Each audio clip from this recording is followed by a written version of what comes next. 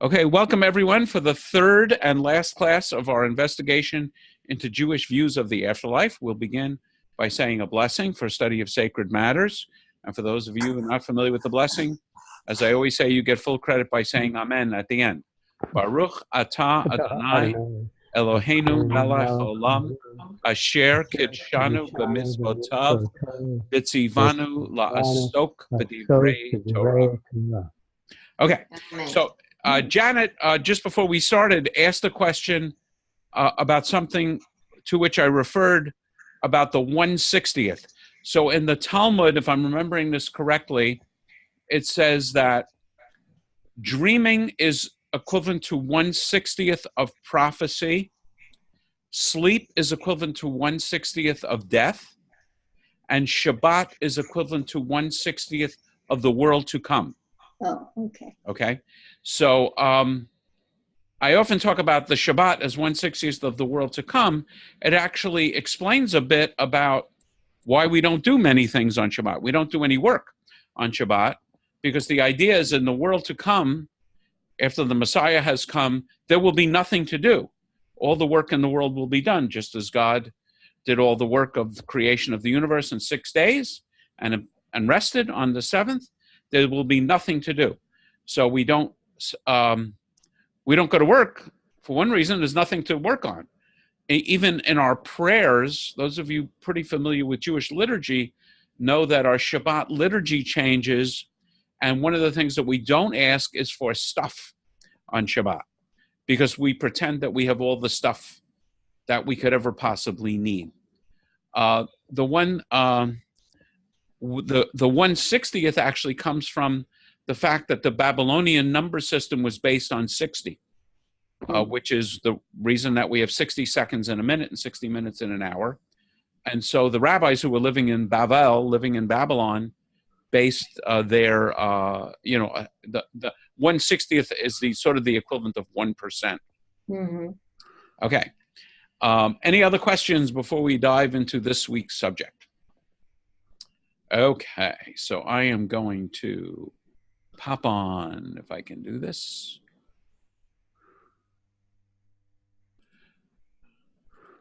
Okay, so here is my check to see if everybody see the PowerPoint. Mm-hmm. Yes. Okay, Yep. good. Oops, I'm just trying something here. Sorry. Okay, so the third session, our third session is going to be talking about communication between worlds, near-death experiences, and Jewish mourning practices. And I think the way I've laid out the PowerPoint is I'm going to talk about Jewish mourning practices first, and then we'll kind of have an open-ended discussion about communication between worlds, near-death experiences. And I have some experiences that I have found from the literature. I have some experiences from my own life and from people with whom I am very familiar. And one of the things that I encourage, and it'll be interesting to see how this works, on Zoom, but when I've taught this class, people are willing to share their own experiences. So I'll be interested to know if you have experiences that you'd like to share on this subject. Okay, so here we go. So Jewish mourning practices. It is one of the things that fascinates me, and I think many other clergy, Jewish and not, that people become very focused on questions of religious law, as one of my teachers put it, when they are hatched, matched, and dispatched, namely ceremonies surrounding birth and naming and baptism and circumcision and so on, ceremonies around weddings, and the dispatched is ceremonies around funerals. And, the clearest example in my mind was when my mother died, my father, who was not the slightest bit observant, would insist on every element of Jewish law being observed. And he did this as a way of not only just knowing what to do, but also, I think, as a sense of honoring, the woman that he loved very much by treating her, according to Jewish law. So what I'm going to be talking about in terms of Jewish mourning practices are what is in the law, of course, when I conduct a funeral, when I'm helping a family plan for a funeral, as I actually was today, I have a funeral tomorrow. My goal as a reform rabbi is to explain the reasons behind the laws, and then the families can make informed decisions. So the periods of mourning are several fold. The first one is from the time someone has died until the funeral. So the mourner is called an onen. And as I think we'll see in a later slide, there are a number of required mourners. So again, Jewish law, I think I may have discussed this, is obsessive compulsive about who's supposed to do what. So the only people who are obligated to obey these laws are in the following relationships with the person who has died: the parents, God forbid, the spouse, the siblings, and the children. No one else is obligated to obey specific mourning practices. So during this period, the mourner is an onen, and you're supposed to be, kind of out of it. The only thing you're expected to be doing is preparing for the funeral. So a man who's obligated to pray 3 times a day is exempted from those requirements. So the focus is to honor the person who has died by caring for the person's body. The body is regarded as a creation of God and the dwelling place of the soul. So there is a very formal process of cleaning called tahara, a ritual cleaning and bathing. Let's see what else I have on here. So here's the point. The closest relatives are exempt from positive mitzvot. It is traditional to bury someone within a day, if possible. This is why flowers are not traditional at a Jewish wedding, although they are perfectly acceptable. The reason for flowers is in cultures where you might have a wake or actually have several days, with grandma in the living room. Flowers were used to mask the smell of decomposition. So in Judaism, the ritual is to bury someone quickly, so flowers don't have that role. One of the things which is interesting is you're not supposed to visit people from the period of time when the person dies until the actual funeral. A body is traditionally not left unattended. There is something called a shomer, a guardian. And in Orthodoxy, this still takes place. You hire a shomer, and of course now the person isn't sitting in the living room or anyplace else. They're in a refrigerated area, and the shomer is sitting outside the refrigerated area and reading Psalms,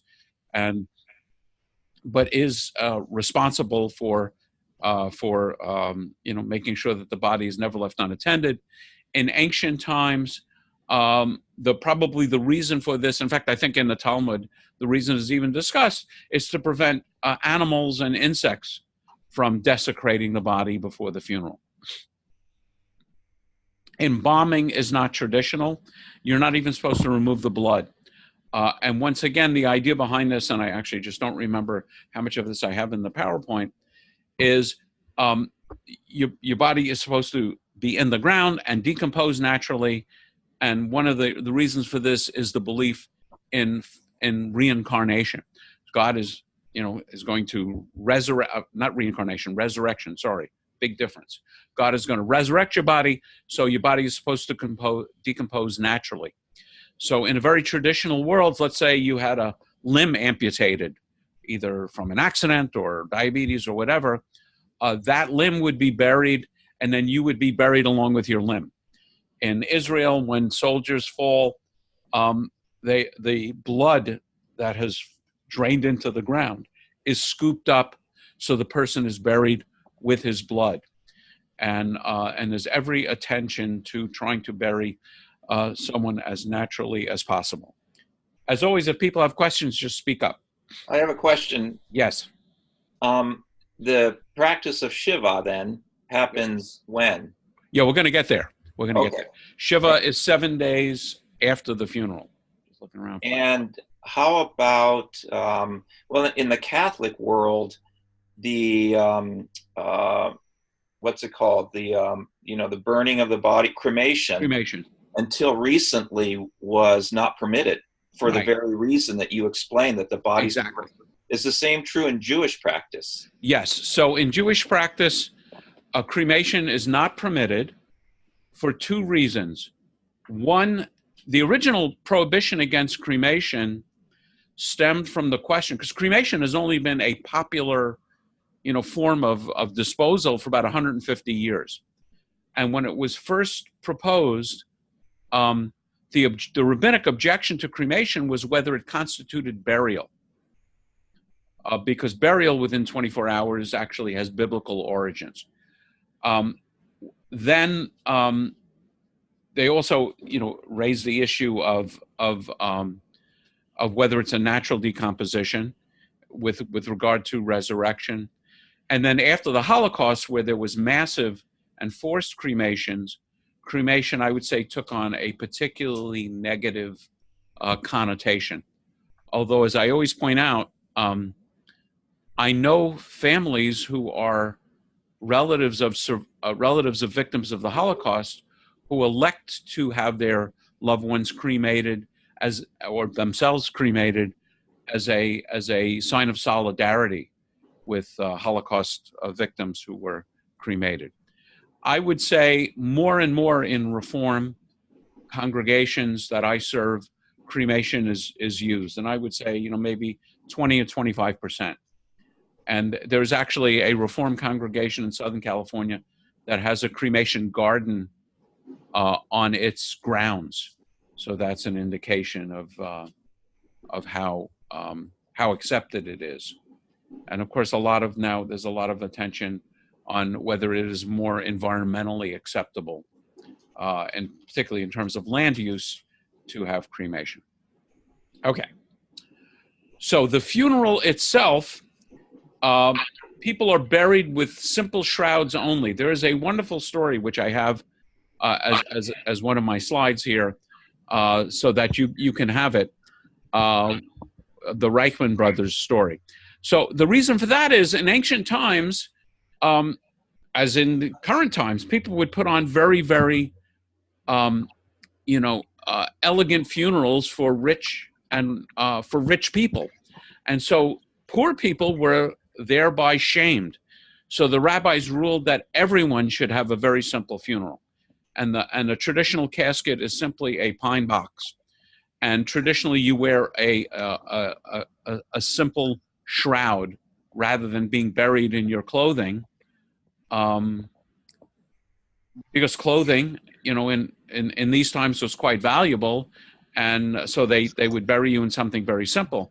It's actually one of the examples I point out where the practice has become perfectly perverse, because now someone dies and they have plenty of clothing. Probably they're going to give to charity. And so the funeral home is going to now sell them a shroud for about $200. So it actually has exactly the reverse impact. I mentioned simple wooden coffin, no metal. Metal is reminiscent of war. It's inconsistent with the idea of resting in peace. Viewing is discouraged. Someone pre-burial viewing is considered to be disrespectful to the deceased, although someone needs to make an identification. And that's true of Jewish law, and it's also true of certainly California law. They will require someone to make an identification.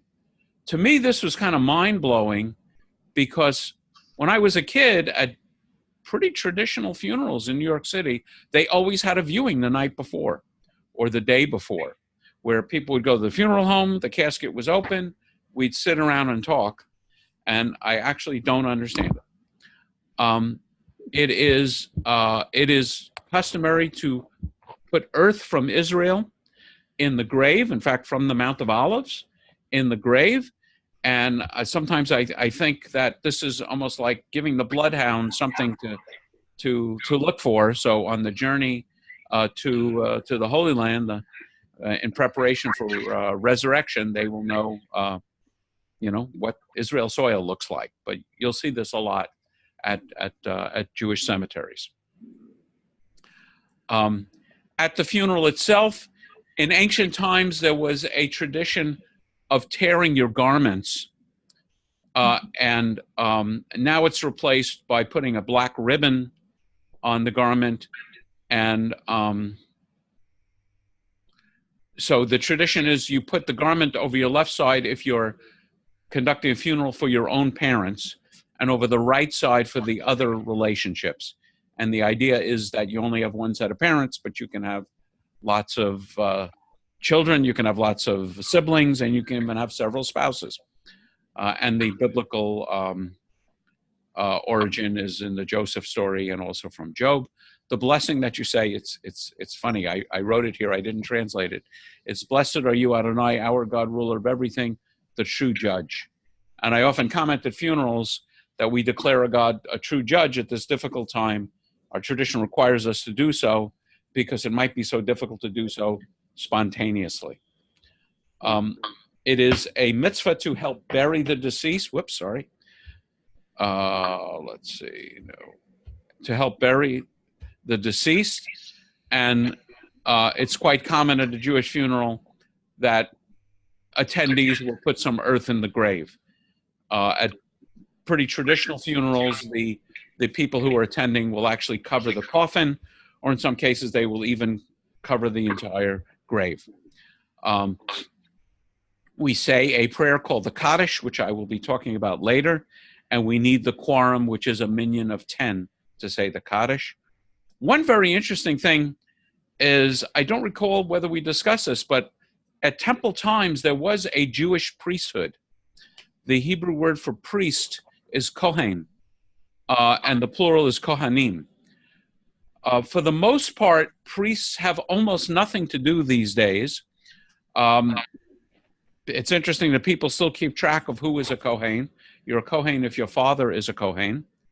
And we keep track of it because if the Messiah comes and God rebuilds the temple, one of the Jewish community rebuilds the temple, presumably we will start sacrificing animals again, and we'll need the priests. So they're on call and have been on call for 2,000 years. And there's only a few benefits and restrictions that they have, but one of the restrictions is because the priests are a connection between this world and God. There are certain levels of purity that they have to maintain that ordinary Jews don't. And one is they are not supposed to have contact with the dead at all. So, so they're not supposed to enter a cemetery ever. So people who are in families of Kohanim are buried at the edge of the cemetery. So their relatives who can attend the funeral, the relatives who are Kohanim, can attend the funeral without actually entering the cemetery. And, if there's a lot of interest, I can talk about other issues related to being a priest. But the priesthood in Judaism is entirely hereditary. It flows on the father's side, and the understanding is it's from the line of Aaron, Moses' brother, the high priest. So here's an example of the mourner's Kaddish. And just to give you a sense of it, I'm going to recite it. This is the text actually in Aramaic. Everything except for the last line is in Aramaic. The last line is in Hebrew. So I'll just do it kind of quickly. Yit gadal v'yit gadash shemei rabah. V'yalma divrach cherutei v'yamlich malchutei. V'chayechon v'yamachon v'chayeh. Dekol Beit Yisrael ba'galav v'zman kariv v'yimru amen. Yehei shmei rabah mevorach le'olam olamei almaya. Yiparak v'yishtabach v'yita'ar v'yitromam v'yitnaseh. V'yitadar v'yitalev v'yitalal shmei dekudashah brichu. Leila min kol birchata v'shirata. Tushbachata v'nechamata dameran v'yalma v'yimru amen. Yehei shlama rabba min shamaya v'chayim aleinu v'al kol Yisrael v'yimru amen. And the one line in Hebrew, Osei shalom bimromav, hu ya'aseh shalom aleinu v'al kol Yisrael v'yimru amen. You hear almost kind of a mantra-like quality to this. And the repetition, particularly here, Yitbarach, v'yishtabach, v'yitpa'ar, v'yitramam, v'yitnaseh. So these are all words about praising, blessed, praised, honored, exalted, extolled, glorified, adored, and lauded be the name of the Holy One. Blessed be he. So if you glance at the translation here, you see that there is no mention of death or dying or mourning or sadness. It is a poem of praises to God. So one of the questions, and I discuss this at every funeral that I conduct, is at times like this, at these difficult times, why are we praising God? And one answer is, when it might be so difficult to do so spontaneously, our tradition requires us to do so. That's like tearing the ribbon, the blessing of tearing the ribbon. Another answer is the mystical idea that I think I mentioned in the last class. The Kabbalists believe that mourners reciting the Kaddish, in effect praising God in the name of and in the memory of their loved one, assists the loved one's soul in their journey from this world to the next. And this prayer, I'll mention about what times this prayer is recited, but it's traditionally also recited 4 times a year at a certain holidays. It's recited on the anniversary of someone's passing. So the idea is the soul is continuing to journey, and by reciting Kaddish, we're assisting that person. A very beautiful idea. Another explanation is inspired by the writing of Shai Agnon, and it speaks to what I think is the central teaching of Judaism, which is God could have created a perfect world, a world without war, a world without disease, a world without hunger, a world without poverty, a world without bad hair days, an absolutely perfect world. But if the world were perfect, what would our job be? We would literally have nothing to do. I think I may have mentioned this once. We would literally have nothing to do. We would be decorations in God's garden, like a rose, a lima bean, without any ethical, creative purpose. So instead, Judaism teaches God deliberately did not take creation to its conclusion and turns over to us as God's agents, God's messengers, the task of completing creation. I always point out the Hebrew word for messenger, malach, is the same as the Hebrew word for angel. So the idea here is that as wonderful as the next world may be, where the dearly departed now resides, it was only in this world that, Uncle Max could do God's work of making this world a better place. So it's not only we, Max's friends and family, that need consolation, but God also needs consolation, having lost such an amazing agent of work in this world. And so we praise God in the Mourner's Kaddish. So I would say that's not a traditional explanation, but it's one that I really like. So here's just some images of things relating to funerals, and I'll just mention some of them. Most Jews will be familiar with them. When we visit the grave of someone, it's traditional to put a stone on the grave. And the idea there is it's just an indication that people visit it. So if you see a gravestone with lots and lots of little stones on it, you get a sense of, boy, there's a lot of people that care about that person.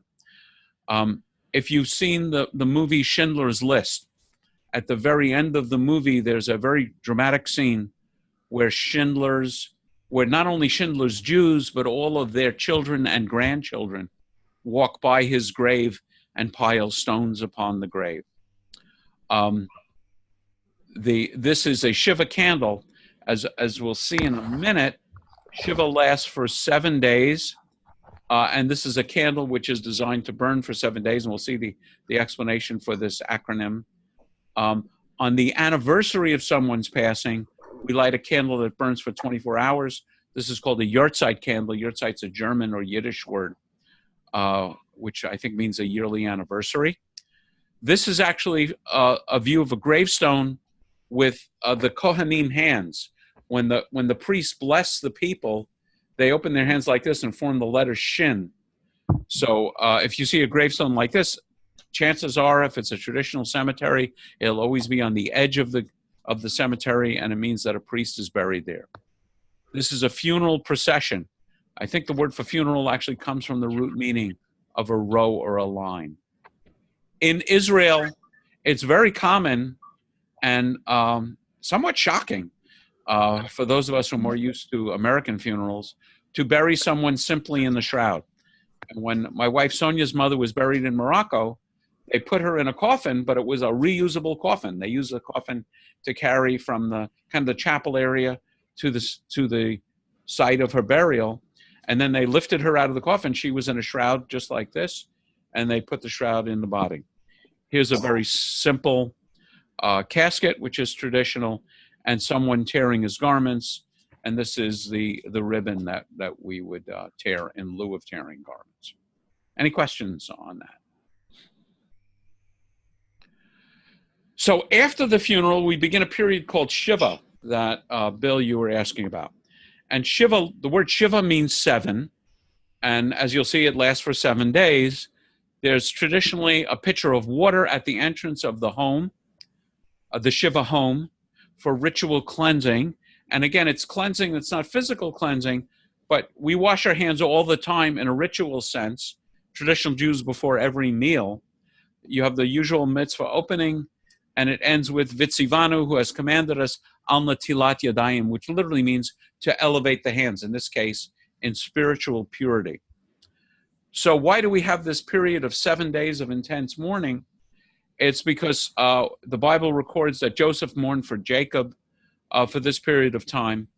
The intense period of mourning is halted by one of the major Jewish holidays. The first 3 days are most intense. The Zohar gives a mystical reason for this, saying that for 7 days the soul goes to and from between the house and the grave, mourning for the body. There's this sense in mysticism and Kabbalah that the soul is kind of disoriented and doesn't quite know what to do and where to go. I can't remember, let's see. Yeah, so more about Shiva. Sandy, thanks to your comment, I took everything that was on one slide in tiny print and put them on bigger print. So in Shiva, the tradition is that of the people who are mandated mourners, and again, it's the parents, the children, the siblings, and the spouse, you're not supposed to leave the home for a period of 7 days. The tradition is to sit on low stools or even on the floor, and that's taken from the story of Job. There is a tradition of covering the mirrors, and probably the origin of it is you're not supposed to be concerned with the way you look because you're in mourning. And there's also this idea that the spirits of the departed may be hanging out in the mirrors. Men, I would say men and women don't groom themselves, don't shave or get a haircut. And you don't leave the home except for a Shabbat. On Shabbat, you don't mourn. So all the traditional rules of mourning end on Friday night and then resume again on Saturday night. So one of the traditions of being a Jew, obligatory on men in Orthodoxy, men and women, I would say in conservative, is you're supposed to pray 3 times a day, and you're supposed to pray in a minyan. So how do you do that if you're stuck at home? The answer is the minyan comes to you.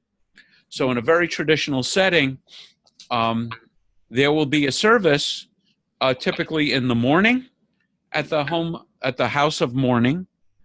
And then in the late afternoon, there'll be an afternoon service followed immediately after sunset by an evening service. One of the, I think, very instructive and helpful suggestions is that when you walk into a house of mourning, you don't greet the mourner or initiate conversation. You simply approach the person and sit and be with the person. And you let the mourner, initiate however they are mourning. So, for some people, God, I have seen everything from people laughing in sweet memory of the departed and the jokes he would tell and the crazy things he or she would do. They may be talking about the Super Bowl. And then I've actually been in a house of mourning where a woman lost a son and was so out of it that the mother requested that nobody say anything to anyone at any time. And the only thing we did was conduct the service, and then we all quietly left, and no one spoke at all. The rule is always go or call. And then everybody comes the first day and the second day. So one of the nice things to do is to go, particularly if someone's observing Shiva for the whole 7 days, to go on one of the later days. And again, it may be a real issue in certain communities to get a minyan together of 10 adult Jews. In Orthodoxy, it would be 10 adult men. For conservative and Reform Judaism, it would be 10 adults over 13. And, again, one of my teachers would say, you may think the person really doesn't want to talk. They're very upset.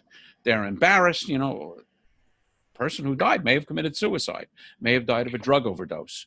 But the rule is always go or always call, and be guided by the needs of the mourner. And, I'm a believer in Shiva. I think it's very healthy to take time out of your life to do something. And then I talked about the reasons for the Kaddish. These are just some images of a Shiva home. Can I ask a question about Yes. the Kaddish? Yes. So we do say Kaddish on Shabbat in the synagogue. Yes. So are mourners expected to come to the synagogue on Shabbat then? Yes. Mourners are In the Shiva period? yes. Okay. Because on Shabbat, you're not mourning. But you say Kaddish, You say because Kaddish, yeah. Kaddish is actually, there are about 4 different forms of the Kaddish. Well, we say the mourner's Kaddish. on Shabbat. Well, you say the mourner's Kaddish, there's Chatzi Kaddish, there's Right. the full Kaddish, there's a rabbi's Kaddish. Right. And originally, these various forms were actually used as dividing lines between the sections of the service. Right. But so to the extent, it is certainly traditional. I mean, in a sense, it's obligatory. If you're a Jew, of course you're in synagogue on Shabbat. Where else would you be? And then one of the ways that mourners are recognized is that they would rise traditionally during Kaddish. Interestingly, in temple times, there was one door where everyone entered and went around in one direction and exited another gate. And those who were mourning would go the opposite direction. So they would literally be going against the flow of all of the attendees going to the temple, and everyone would know that they were in mourning, and so they would be comforted. So it's tradition. There's the pitcher of water. It's traditional to have eggs, the round shape of eggs, and dairy is symbolic of life and the circular, sort of the circular cycle of life. On gravestones, this is actually my father of blessed memory's gravestone. You will often see the letters Pei Nun. There you see it, which means Po Nataman, here lies. And then you will often see this. So just to show you what's going on here, here's my father's gravestone is certainly traditional. I don't know if I can make that larger. No, I can't. So it says Po, here lies, and then my father's Hebrew name, Hanan Bar Yaakov. Bar is an Aramaic word for son. Quite often these days you would have Ben. We'd use the Hebrew rather than the Aramaic. My father's name, beloved husband, devoted father and grandfather, the date of birth and the day of death. We don't have the letters. That's interesting, these letters, but you will often see these, and it stands for Tehei Nafsho or Nafsha Tzurura Bitzur Chachayim. May his soul or her soul be bound up in the bond of life. And that's paraphrases words from the book of Samuel. So this is an abbreviation. It's like NASA, and this is an abbreviation, kind of like NASA. And then more modern, it is not uncommon to see symbols and language, relating to the person's life. Among Russian Jews, it's actually quite common to have pictures in the gravestone, kind of almost ceramic pictures. And my guess is that's not very traditional. It's probably more of a Russian tradition than a Jewish tradition. Okay. What So, about unveiling, yes. Mike? Go ahead. The unveiling, when does it take Oh, place? okay. Yeah, that's a good question. So here's a gravestone, and it's standing upright. In ancient times, or in older times, in most modern times, people are buried in a cement, they're buried in a wooden casket, and then there's a cement liner around the casket, which is, in California, a matter of state law. And it also prevents subsidence. Because think about it, if you just had no casket or a wooden casket, at some point, actually very quickly, the body and the wood will start to decompose and the ground will collapse. So then you need to fill it in. So typically you erect the stone around a year after someone's burial.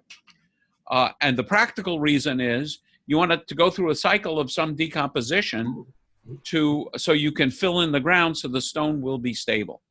So there's a Jewish tradition, it's actually not a matter of Jewish law, to have a dedication of the gravestone about a year after the person dies. So there is a great story. I have it written out, so if you ever want to actually read it, you can find it, and even the website. But I would say, rather than you know what, I'm gonna back up. I'm gonna tell you the story, or yeah, let me show you some pictures, rather than have you try and read along with it. So the story is there was a very wealthy Canadian, the Reichman, old man Reichman. They were absolutely Orthodox Jews, and after he died, his sons found 2 letters written to them. And one letter was to be opened immediately upon his death, and the other letter was to be opened 30 days after his death. As we'll see, that's a recognized period of mourning called Shloshim. And in the letter that was supposed to be opened immediately after his death, he gave the instructions that he wanted to be buried with a certain pair of socks on. And he left the socks in a place where they would find it. So the sons dutifully took the socks to the funeral home, the Chevra Kadisha, a traditional name for a funeral home, which means holy friends. And in Jewish law, you're only buried in a shroud. This is no doubt a reaction to Egyptian customs and other cultural customs where you were buried with a lot of your stuff. And as you probably know, the pharaohs were buried with chariots and gold and so on, and even with their servants who weren't necessarily dead at the time.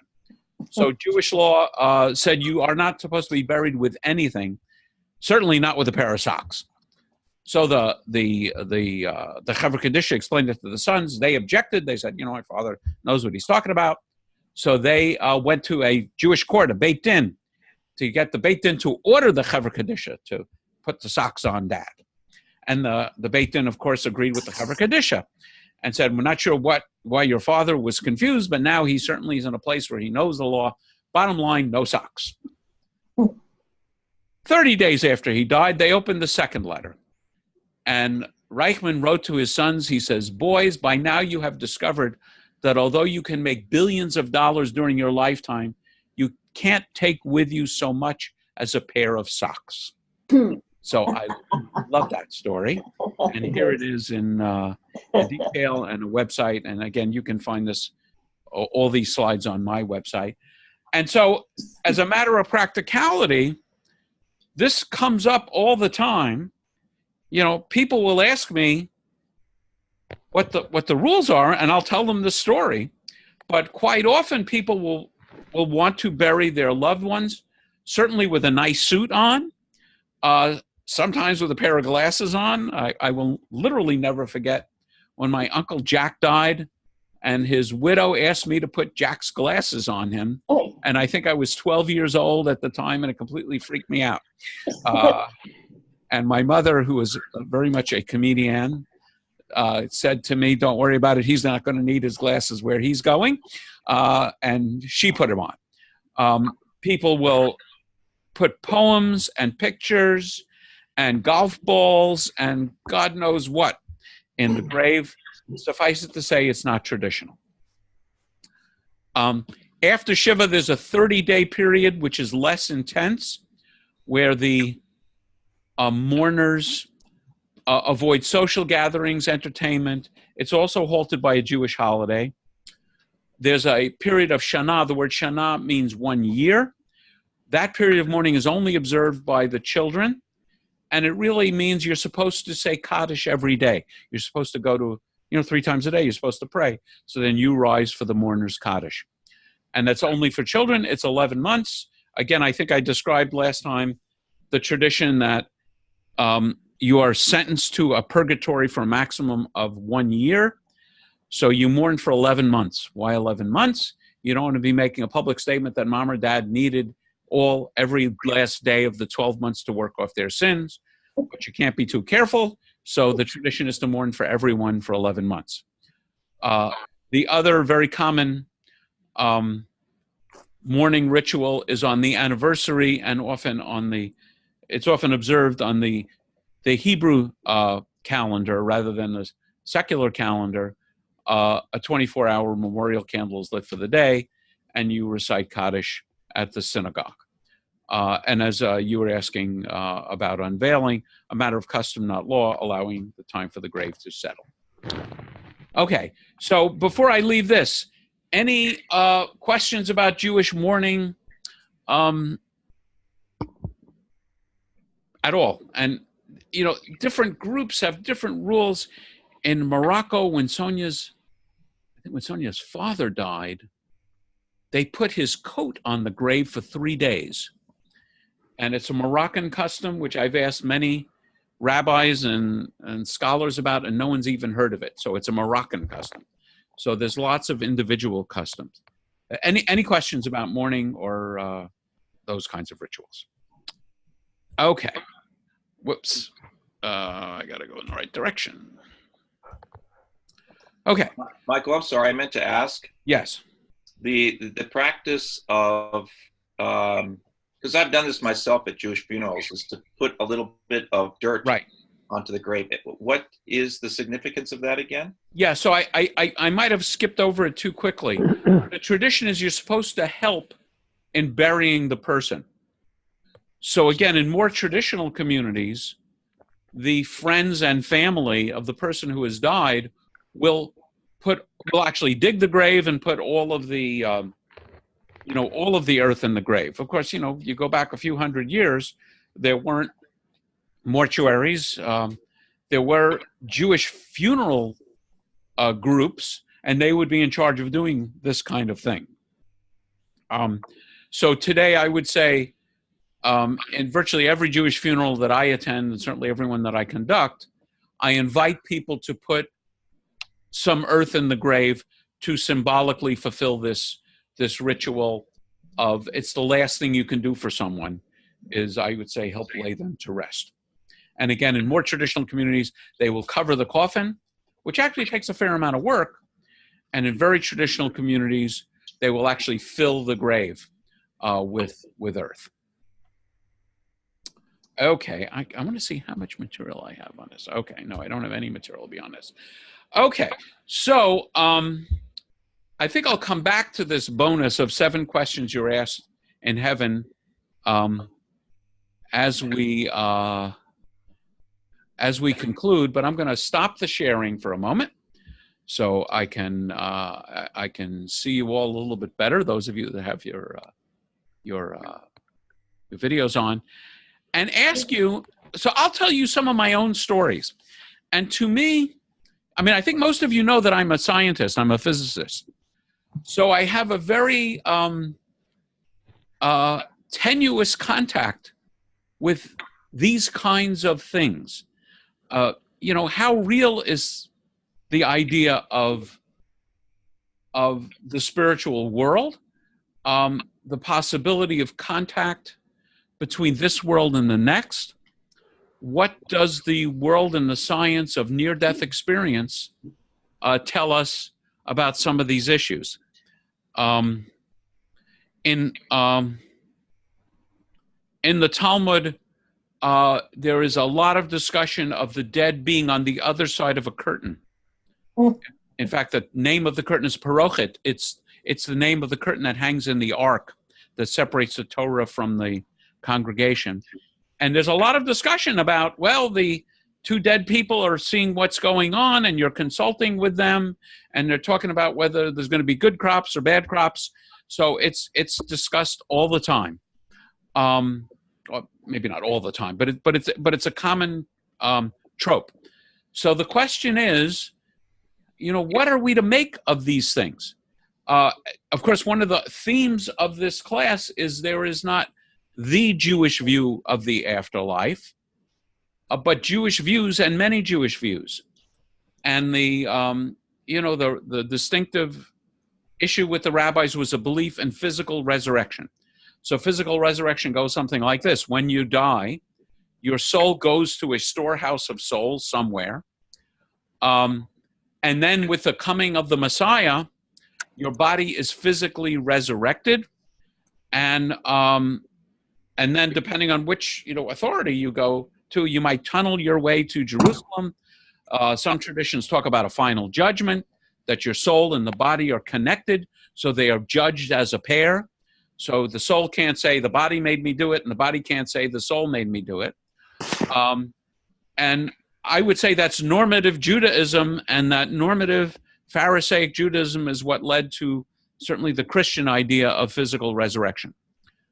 The mystics, the Kabbalists, believed in what they called Gilgulei Nefashot, the turning of souls. And that is in reincarnation. And there the idea goes something like this. You die, your soul goes back to this storehouse. I think I talked about it in detail last class.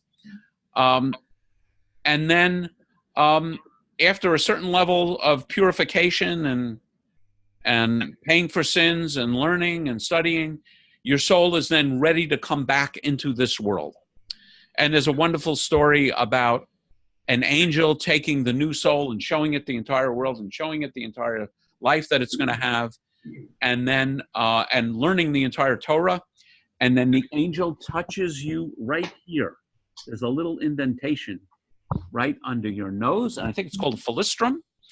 And when the angel touches you there, then you forget that entire journey. You forget all the Torah you learn, and you're born into the world. And you can have many Gilgulei, many reincarnations. I am told by reliable sources, one of which is you, Dr. Scholes, that reincarnation is absolutely inconsistent with Christianity. So there you go. There's another major difference in case you're looking for more of Judaism and Christianity. And certainly Judaism is much more focused on this life. One of the rabbis put it that we take one life at a time. So we'll worry about the next life and the next life. We'll worry about this life when we're here. I conclude every Jewish service with words something like, God has entrusted to us the care of God's world. We trust our souls to God to take care of us in the next world.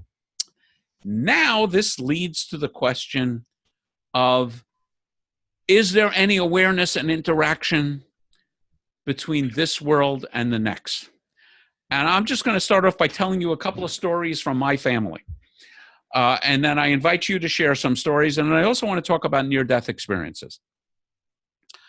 So actually, without asking you to tell the stories, and there's several of you that I can't see, but how many of you have had experiences, either yourself or people you trust, with some kind of contact between this world and the departed?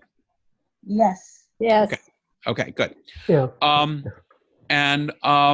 What I was just reading an article about near-death experiences, and apparently at least 5% of Americans claim to have touched death and survived. Okay, so that's kind of interesting.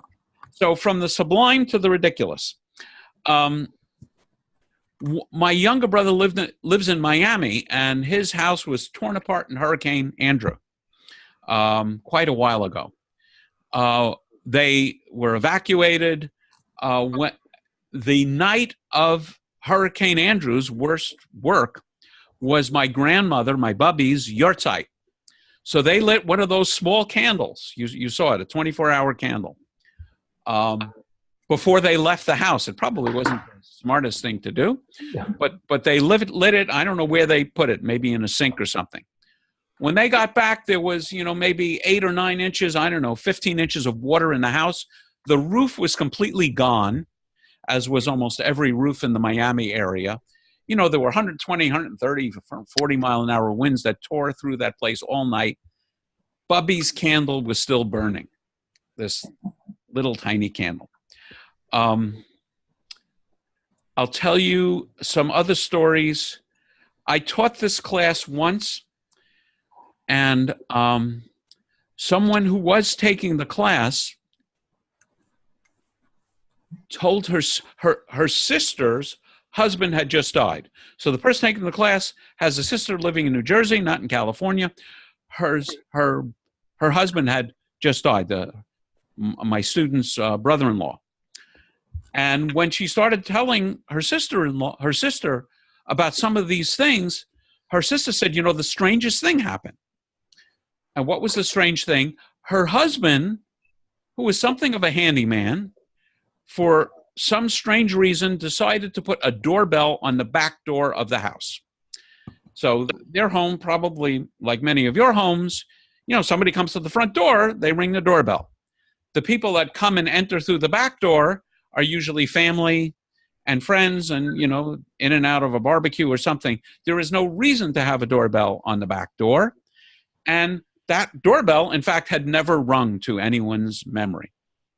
During the Shiva service, the meal of condolence, when you come back from the funeral home, that doorbell rang several times, which kind of freaked everybody out. As my student was telling her sister these stories of communication between worlds, while they were talking, the doorbell rang. And of course, there was nobody there. And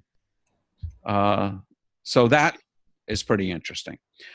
One family I visited to prepare for a funeral, they said the person who died had a difficult few weeks, and they put a little video monitor in the person's room so they could see if he was in distress. They could hear him. It's a video baby monitor, with which I assume you're familiar.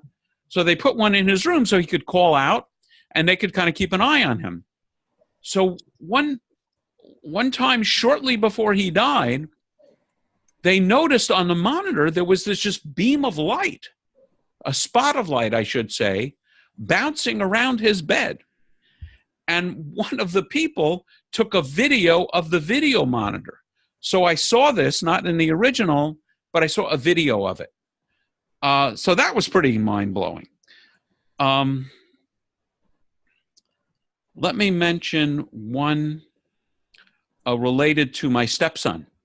As some of you know, but not everybody, my late wife died a dozen years ago. I remarried. And my wife had a son who died in his early 20s. And of course, it was very awful and traumatic, and continues to be awful and traumatic. So while we were on the way to the cemetery to make arrangements for the funeral, we are getting in the car, and Sonia has her phone in her hand, because calls are coming in and we're making phone calls. And the phone just lights up with her son's contact page. So his picture is there, his name is there, and a question, delete contact, ? Oh. Wow. One other thing about Sonia and Mark is Sonia got very interested in the subject of communication between worlds. And I showed you one of the books I recommend is this book, Does the Soul Survive? A Jewish Journey to Belief in Afterlife, Past Lives, and Living a Purpose by Rabbi Eli Spitz.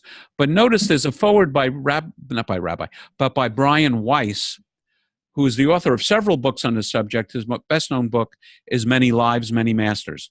And in the last slide of this, the presentation, I do have a bibliography. So she did a lot of reading on this, and basically it's about reincarnation and contact between worlds. And so at one point in frustration, she was lying in bed, and we have cats. And one of our the cats adore Sonia. I always say every living thing adores Sonia. If you knew Sonia, you would know why. And so the cats love her too. So, and they sit on her, but neither cat has ever touched her face. So this cat is sitting on her chest, and Sonia talks to her departed son and saying, okay, Mark, here's what I want you to do. If you're really there, and this is not, an illusion or a dream or whatever, I want this cat to touch my face. And the cat starts licking its paw, and in the process of licking the paw, touches her face. I'll tell you some more Sonia stories, and I can read some stories from this book. But here's my my invitation to you is, first, not near-death experiences, but your own stories or from family legends and things about connections between this world and the next, if you're comfortable sharing them. Rabbi, can you hear me? This is Diane Turner. Yes. Do I see you? I don't think I see you. No, I'm under RDT, but we're having technical difficulties. Okay. Yes. Okay. Hi, Diane. Hi there, Rabbi. This last Shabbos, I woke up after a dream that was so vivid that I cried for a minimum of 3 hours. Wow. My baby brother passed 7 years ago this coming January. There was, in my dream, I'm standing at my kitchen window. We have wooden blinds, and I wasn't dressed to receive, shall we say. Mm-hmm. So I lifted one blind, and I could see it was my departed brother. My brother was an attorney. Every time he had court in Ventura, he would always stop by here to visit and enjoy the day. Mm-hmm. He's standing there looking so healthy, so hale, and he's noshing on a kiddush challah. And he's wearing the shirts he would always wear, and I heard his voice, and I'm overwhelmed at how strong his voice is. He was so real to me, more real than sitting next to Ron at this moment. The blinds disappeared, and the window disappeared, and there was what I call a veil. The screen turned into almost a silk gossamer veil, and with his forefinger, he touched my forefinger, and that forefinger buzzed for almost 2 hours. After I woke from my dream, I was trying to tell him how wonderful it was to see him and to hear his voice, but he couldn't understand me because my lips were closed because I was sleeping. So I was speaking, and my daughter says, I need to learn to schweig still and listen. But it was so real. And he was eating this kiddush challah on Shabbos. It was incredible. It has been with me and will stay with me. I have had many relatives visit me, but never one with leaving such an impact as my baby. So in this experience, how do you feel having gone through the experience? Blessed. His eyes made contact with mine, and what you would call the iris of the eye was golden. Not blinding golden, but golden. He had hazel eyes. One principle that I have to remind myself as a physicist is that just because something is comforting doesn't mean it's not true. There's no doubt in my mind this was not a real experience. Okay. Other experiences, Sandy. It was about 3 o'clock in the morning, and I awoke with both a headache and a stomach ache. It was extremely painful.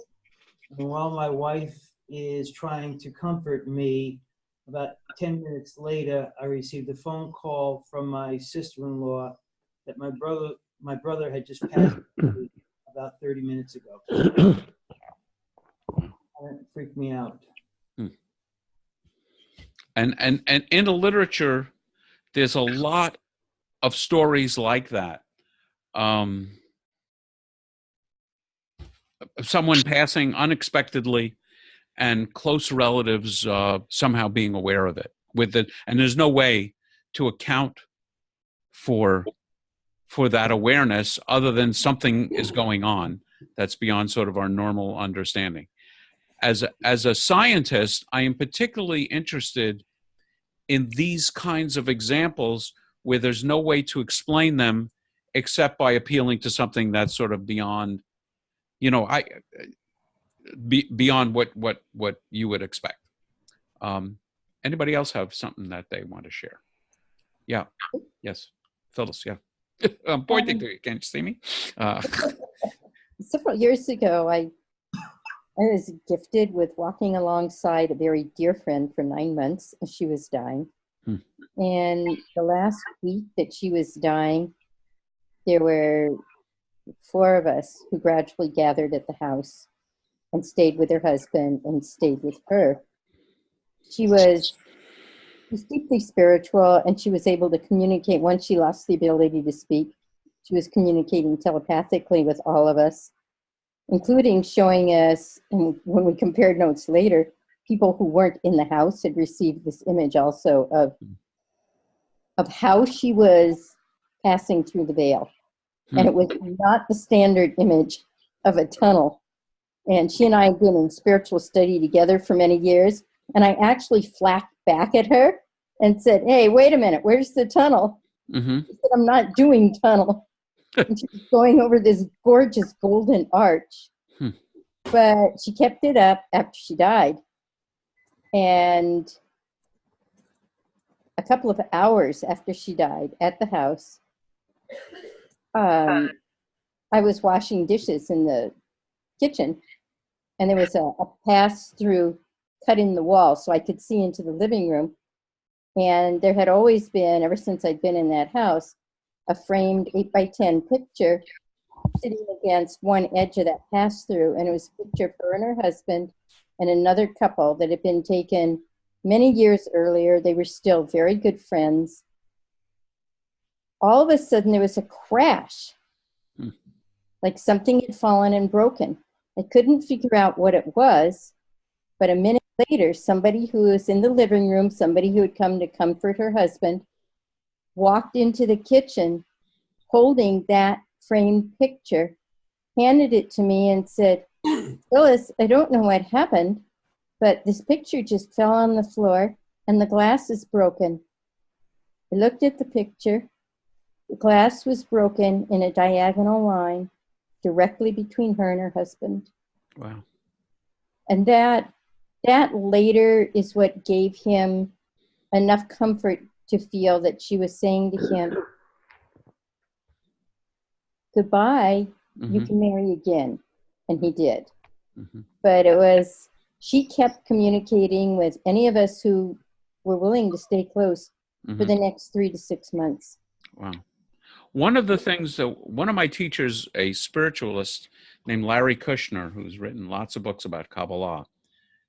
Well, in one of his books, there's one I highly recommend called Kabbalah, A Love Story. It's fiction, but it teaches Kabbalah in the most painless way of any book on Kabbalah I've ever read. It's called Kabbalah, A Love Story. So that's the good news. The bad news is I had to read it 6 times before I understood what I think is the deep lesson. The good news is if you call me, I'll tell you what the lesson is. But one of the things that's going on in that book, if you read it, is you'll see signs going on all the time, in Manhattan. And one of Larry's points in this book is we are surrounded by signs. The question is, do we stop and notice them? Or do we, kind of poo-poo them?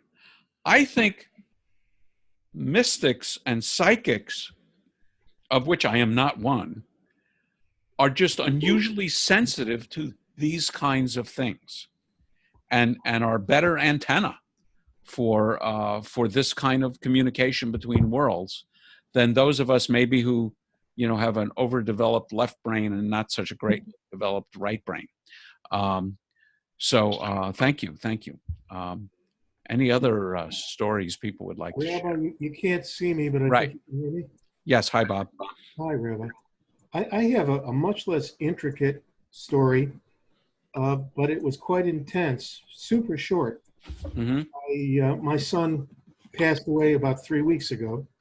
I know. And I was laying on my bed, and I was kind of in that middle state of almost dozing. I was having kind of a dream, and somebody had told me the day before that I could very likely be visited by my son, and if I was, I should ask him questions, whatever I wanted to know, because that was the time. Mm-hmm.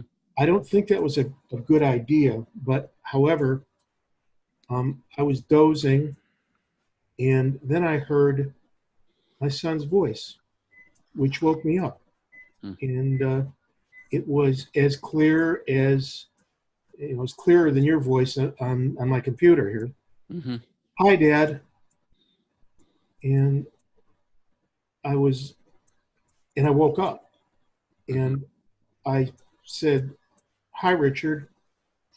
And foolishly, rather than just use my own thoughts of what I might say, I asked him a very, what might have been a difficult and almost, I won't say threatening, but a question.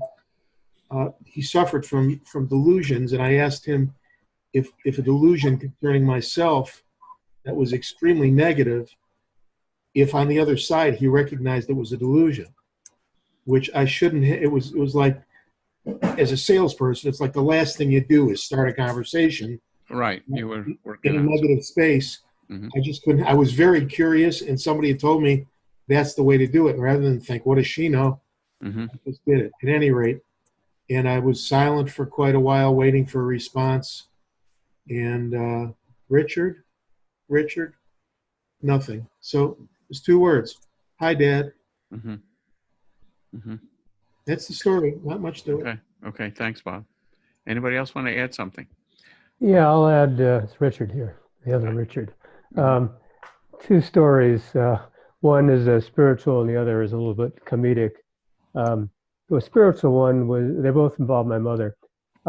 She had a brain tumor and eventually was in hospice, went into a coma. And so there was kind of a vigil. So I was in the room when she finally breathed her last breath. And I could feel her soul, sort of see it leaving her body. Mm-hmm. It was just this huge release of feeling. Mm-hmm. But that was just very spiritual.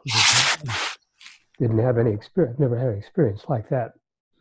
But the comedic part was that she had 2 wishes regarding her passing. One was she didn't want to be buried in Israel, and the other, she didn't want to have a formal Orthodox style funeral. Mm-hmm. She had lived in Israel and had become very disaffected with the Haredim. So she was the ultra Orthodox. Yeah. So she was very aware of the grip that they had, or still have, even more so than ever, on religious practice. So she was very disaffected by that. So we did not have a formal funeral, but we did have a burial. There's a family plot on Long Island, and so we got to the cemetery. The cemetery provided a rabbi there to officiate over the burial, and he was Orthodox. But, and this was the part that was sort of comedic, that we probably had 10 people, but first of all, they weren't all male. One was a Kohen, so he had to sit in the car. My son couldn't count because Janelle was not Jewish at the time he was born, so he was not a Jew, according to this rabbi. And then there were two other boys there. They were, I guess, in principle Jewish because they were the sons of my sister, but she has not been practicing, nor had they ever set foot in a synagogue in their life. So when it came down in the end, although he went through the ritual, it was not officially a formal Jewish burial. Well, he couldn't say So Kaddish. she ultimately had. Well, you know, that's a great question. I don't remember whether he did. Yeah. You know, he may have, not realizing that we didn't actually have a minion. Okay. Because he was just looking at the males around the grave. But by a formal count of who was actually Jewish, it would not have been a formal Jewish burial. So she had her way. In that same vein, Larry Kushner, who also has a great sense of humor, spoke once about people that make a lot of very specific requirements about what should happen after they die, the funeral and party and, you know, the shiva and everything else. And Larry's comment in his typical tongue-in-cheek fashion say people that do that seem to forget about one of the essential elements of being dead. Right. Which is, namely, you don't always necessarily get to control everything. And there are a few people whose funerals I have conducted that remind me of that from time to time. Anybody else want to talk about contact with the other world? I have one more story from Sonia, and then I want to talk a little bit about near-death experiences. Sonia had a vision, very, very powerful, dramatic vision. Sounded like the dream that we just heard about, of her dead aunt's looking for a home at Sonia's house. At the time, Sonia had just gotten married. Sonia was married to her first husband, and they were just starting out, and they weren't ready to have children. And one of the ideas, many of you have probably heard of this ritual of naming someone after someone who has departed. And one of the ideas in that element is that the soul of the departed may actually be now in the new child. So Sonia had this very super realistic vision of her aunt, so realistic she hid under the covers and was terrified. And her dead aunt was looking for a home.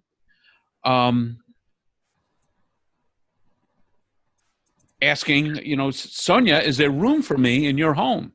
Sonia was terrified, didn't say a word, and hid under the covers. The experience was so vivid that Sonia wrote a letter about it to her mother. Now, Sonia was living in New York at this time. Sonia's mother was living in Casablanca, and we're talking about the 1970s, so there's no email. She didn't send a telegram. She just wrote a letter, which takes whatever number of days to get to Casablanca. While the letter was in transit, Sonia's mother has a dream in which her sister, Anita, appears to her saying, I went to Sonia, but there was no room for me there. Now, this is before Sonia's mother had received any contact from Sonia on this subject. So then the families, and this is, you know, Moroccan, Sephardic Jews, which are very into mysticism, they don't question things like this. Nobody goes to a psychiatrist and goes on meds having an experience like this. They start looking around for who in the family might be pregnant. And sure enough, they find a cousin in Israel who is pregnant, who has a little girl. And of course, the little girl gets an Israeli name, a Hebrew name, Yael. But they always called her Anita as her nickname after this aunt. Years later, 40 years later, Sonia is at a bar mitzvah in Paris in the family. And Yael is there. And the two are glued to each other. There's a connection there. But the favorite part for me of this story is Yael, nicknamed Anita, was never told why they called her Anita. They never told her about the aunt. So it was actually Sonia, 40-something years after this experience, who tells her, cousin, quite removed, of why she was called Anita. Trying to think, there's some other stories. So there are some stories from this book. Let's actually talk about near-death experiences. So how many of you, I'm going to tell you some stories that I'm aware of. How many of you have any experience, either yourself or knowing someone with a near-death experience? Anybody? I would say there's no one. So for me, one of the most dramatic experiences was a woman who was a congregant of mine in Ojai, California. And she was, I would say, in her 40s or so. And years before, but not many years before, during a time when she was married and had young children, had some kind of medical episode. So she was, I guess, clinically dead. I'm not even sure what that means. But, her heart stopped. She went through a serious medical emergency and had this vision of going to the other side, of transiting, first of all, being out of her body. And this is a very common experience reported. And as I mentioned in that article, about 5% of Americans report some connection with these experiences. So, and there's a lot of commonality. If you look up near-death experiences on the internet, you will be blown away. First of all, how common they are, of being out of the body, of being floating, of being amazingly aware of things that you could not be aware of. But in this particular case, she had this incredible experience of going to the other world, and it was wonderful for her. It was comforting. It was beautiful. It was magnificent. So much so that when she was revived and came back to this world, she was incredibly upset and angry that she had not died. Now, this is a woman who loves her husband, who loves her children, and it took her years to get over the experience of not dying, because the experience was so beautiful for her. I take incredible personal comfort in that. There are lots of discussions of near-death experiences in Spitz's book, and some that made a very powerful impression on me. One goes like this. In a hospital, there were two patients, both of whom coded, needed the paddles to be revived at roughly the same time. And the man who had the near-death experience, which means obviously he comes back to tell the story, he describes again this experience of hovering and floating outside of his body and seeing the other guy who was in the other bed also coming up and floating outside his body.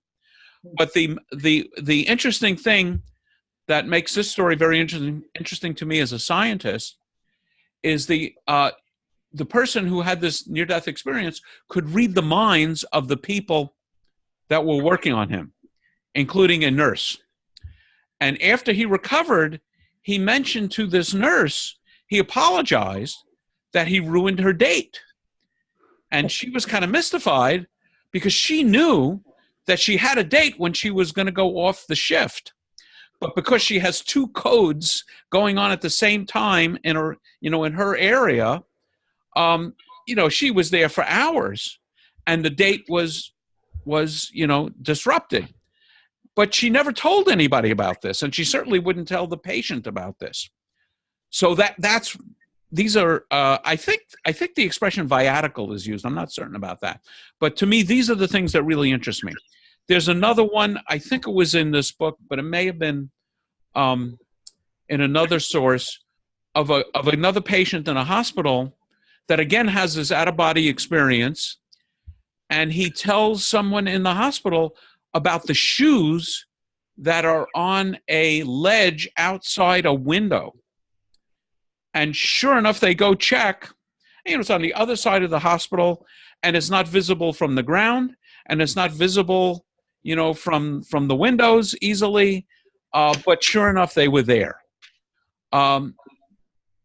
So there are lots of examples of this, which kind of blow me away. And again, I don't know how to explain them except through the idea of there's some kind of communication. I want to read one or two short stories from this book. Real quick, Mike. Yeah. You once told me that as a physicist, I may have gotten this wrong, but that we perceive the equivalent of a hydrogen atom of reality. Yes. And what that says to me is that there's a whole lot going on all around us all the time. Right. That we don't perceive. Right. And perhaps this is something, perhaps this is something that we can say is the spirit life. Or it's quite possible that there are people departed all around us, and we're just not seeing them. Right. So for me, the interesting scientific question, certainly the mechanism is really interesting. Is there some kind of an electromagnetic communication beyond our current understanding that makes it possible to perceive these things? But the question that I am fascinated by is there reality to the idea of a next world and of a spirit world? And you can argue, and I would say the normative approach would be it's a matter of faith. Some people believe it, some people don't believe it. There you go. So the thing that fascinates me as a scientist is what's the evidence? Is there any evidence for that possibility? So, for example, very much like Janet, you were the one who described this very vivid dream, right? Or I think it was Phyllis. it was Phyllis? Oh, no, it's somebody else who had the dream. Okay. Okay. So I have had, I was very close with my father, and I have had super realistic dreams about being with my father and my mother. But there's nothing in those dreams that, for me, is what I would call scientific evidence. When in some of these experiences that Brian Weiss writes about, the author of Many Lives, Many Masters, and he's not taking it from a religious point of view. He was and is a very well-respected psychiatrist, and as one of his psychoanalytic techniques, he would do regression analysis. So he would hypnotize his patients and regress them into childhood to address issues in their lives. And then apparently what happened was in some of them, he inadvertently regressed them into prior lives. And one of the interesting things was that process actually helped people. So irrespective of whether it's reality or not, it was helpful, which is, it's not chopped liver, as we scientists say. But the more interesting thing for me is some of these people would wind up speaking languages with which they had no familiarity. And I think there was even one example where someone is speaking medieval French. So even if they had experience with French inadvertently somehow, here they were speaking a form of French that hasn't been spoken, in several hundred years. So those are the kinds of examples that are really interesting. I'm going to read one. And for me, it all boils down to, do you believe the witness? Because you could argue, even with a guy like Brian Weiss, where he said when he started writing about this, it was actually detrimental to his career. I think there are people that do readings and so on that are charlatans. But so the question is the credibility of the messenger. So I believe Sonia, for example, when she tells me about these experiences. I believe this rabbi because I know him. So in his book, he writes the following. About 10 years ago, my wife went into the hospital for routine surgery. Due to a surgical error, she developed a life-threatening blood infection coupled with pneumonia and other complications. The doctor gave her a less than 10% chance of survival. She had a tube inserted in her throat to aid her with breathing, but which prevented her from speaking. When they finally removed the breathing tube, she said, "While I was declining in strength and my pain was increasing, I became aware of all the prayers that people were saying for me. I could actually hear their voices. Their prayers formed a cocoon-like structure around me. Each prayer added to the enveloping support. Why is it," she asked, "that our friends, the Weisses, weren't praying for me?" What she could not know was that the Weisses were in Europe around the time she went in for surgery. They did not know she had been gravely ill. And he says, "I have no way to explain her uncanny knowledge and the sense of that the words of prayer kept her alive." Another near-death experience story is a Russian one where it's in a hospital and parents have a child, and the child is just screaming uncontrollably, and the doctors are not quite sure why this child is screaming and crying and complaining and carrying on and on and on. In another room, a guy is actually thought to be dead. They only discover that he wasn't actually dead when they start taking him down to the morgue, and they notice some light reaction in his eyes. When this guy was in this near-death state, he was able to communicate with his baby. And the baby told him that the baby's arm was broken. And that's why the baby was in such pain. When this guy recovered and was revived, he told the doctors, check the baby's arm. And sure enough, the baby's arm was broken. There's other examples in the near-death literature that I've looked at of someone who was in a car accident and having a near-death experience, and she was vividly aware of what was going on in her home, in her parents when they got the news and before they got the news. And after she was revived, she could describe what they were wearing at that time, what they were eating, what games her younger brother was playing. So there's just all kinds of stuff, all kinds of evidence, which I find, deeply comforting. I think there's something going on here. The answer, some of you know, I always use when I don't really know is God knows. In this case, it is a true example of God knows.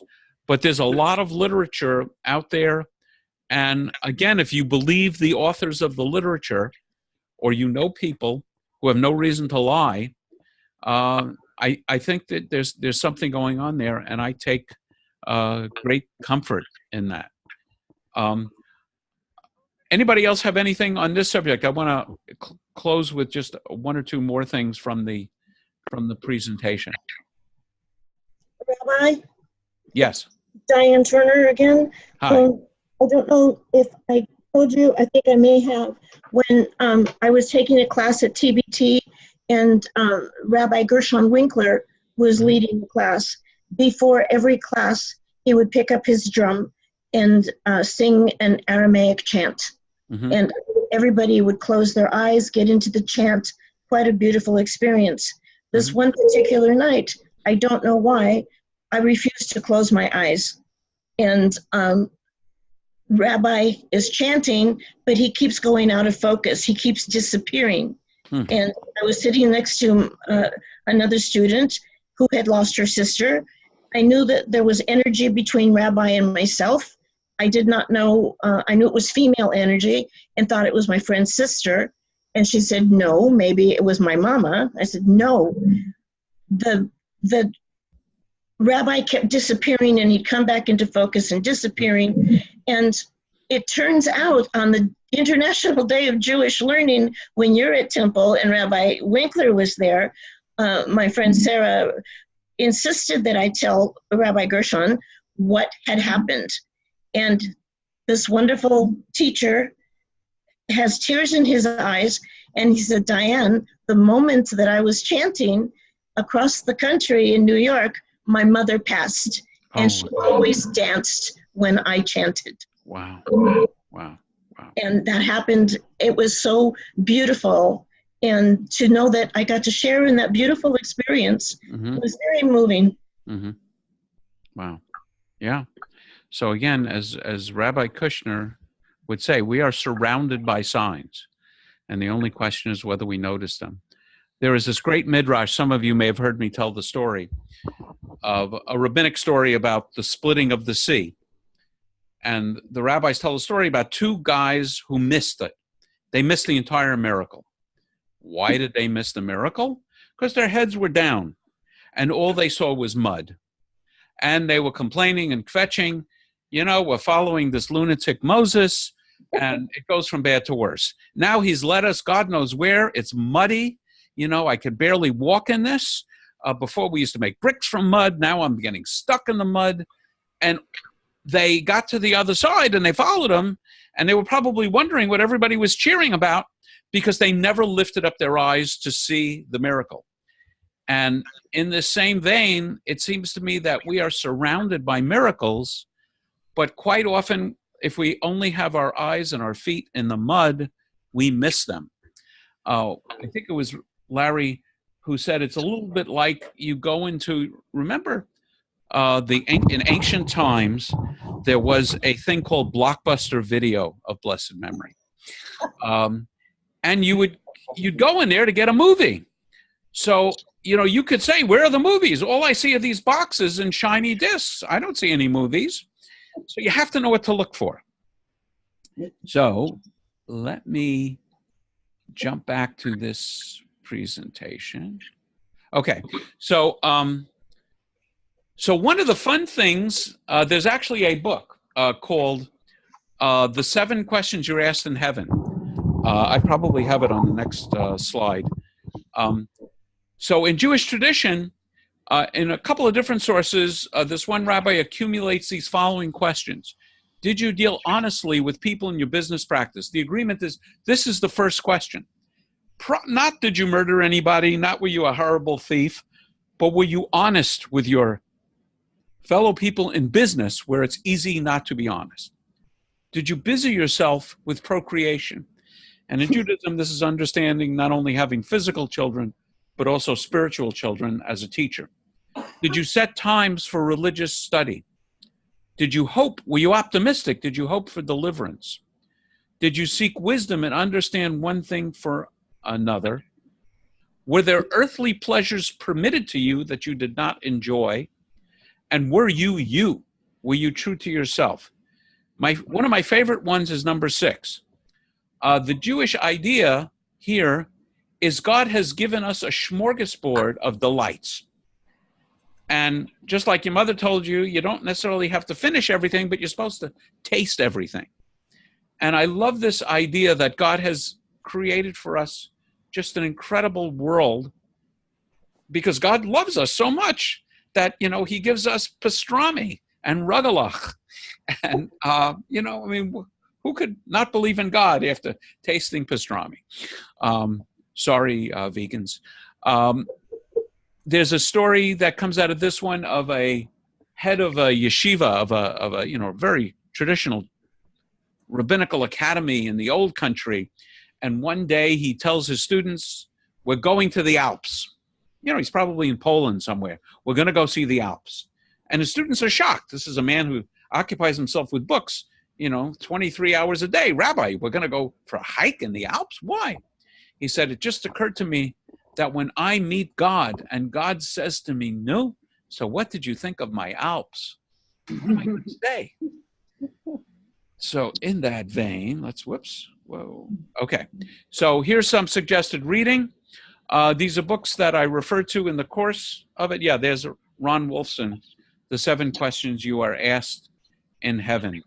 And I'm pretty sure that, I don't know if I can get back easily. Whoops. Okay. Whoa.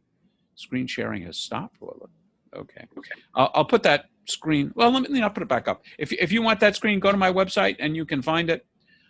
Send me an email.